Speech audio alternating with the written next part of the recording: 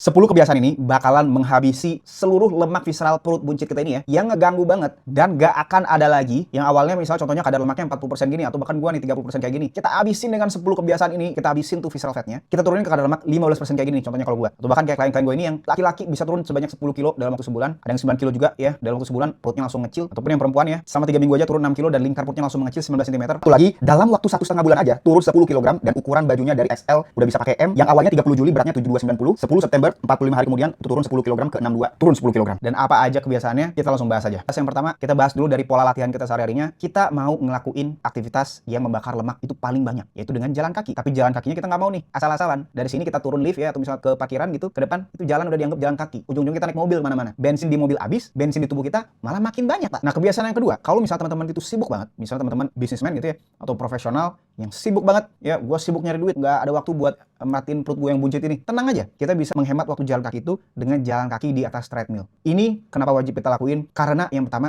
itu bakalan melatih paha kita dan juga melatih otot perut kita. Kenapa? Karena kita jalan kaki di treadmill itu dengan incline, ya dengan tanjakan. Itu akan memaksa badan kita di keadaan zona pembakar lemak yang maksimal. Yang ketiga kebiasaannya, yaitu kita mau naikin BMR kita. BMR adalah pembakaran kalori pada saat kita istirahat, pada saat tidur, pada saat duduk, pada saat jalan, ya, pada saat nggak ngapa-ngapain itu pembakarannya lebih banyak. Kenapa? Karena kita punya otot lebih banyak.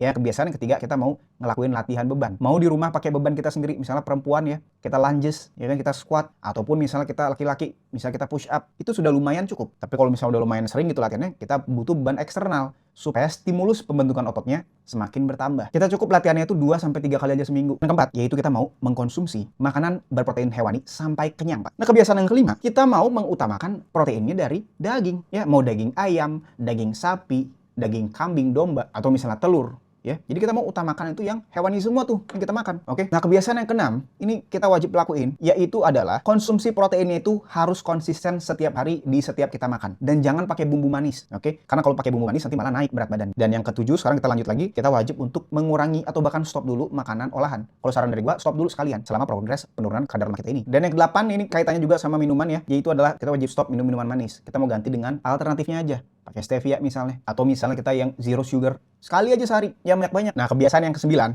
yaitu adalah kita wajib untuk mengatur tidur kita juga, ya. Kita udah tadi serang dari latihan, dari makanan, sekarang dari tidur. Tidurnya wajib 7-8 jam. Nah, yang terakhir, yang 10 kebiasaannya, ini wajib kita terapin ya ketika kita sedang diet, karena buat teman-teman yang sibuk, kita semua sibuk ya. Terus ada lagi nih, kita harus nurunin kadar lemak. Kita wajib untuk nge-manage stres kita dengan baik. Artinya apa? Artinya, kalau misalnya ada kerjaan, itu jangan dipikirin, Pak. Langsung dikerjain. Kalau kita kerjain kerjaannya itu, kita nerima stres dari kerjaannya doang. Tapi kalau kita pikirin tuh kerjaan, makin stres, Pak. Udah nggak dikerjain, ya kan? Cuma dipikirin doang, itu malah makin stresnya jadi double. Nah, kalau misalnya teman-teman nih, butuh bantuan coaching dari gua, supaya progresnya itu terjamin, teman-teman bisa langsung daftar aja di link deskripsi ataupun di link di kolom komen. Oke? Semoga video ini membantu. See you next video. Bye.